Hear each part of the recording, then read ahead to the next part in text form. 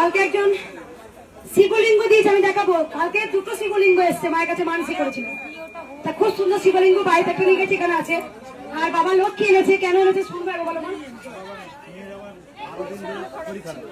নার্সিংহোমে ভর্তি করতে বলছিল, মায়ের নাম জপ করে নিয়ে ভালো আছে। 12 দিন শরীর খারাপ ছিল। কোথা থেকে আসছেন বাবা?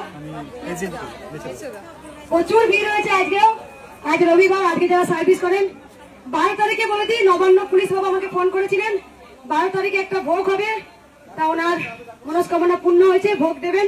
তো সেই ভোগ খিচুড়ি ভোগ হবে, ভক্তরা যারা প্রসাদ নিতে চান নেবেন। রোজ খিচুড়ি করি, আজকেও খিচুড়ি ভোগ দেওয়া হচ্ছে।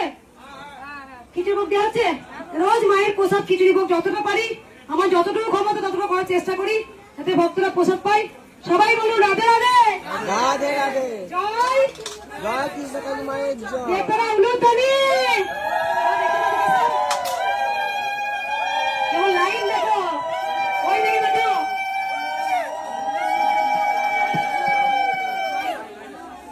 মাকে পাঠা দিয়েছো। রাধে রাধে।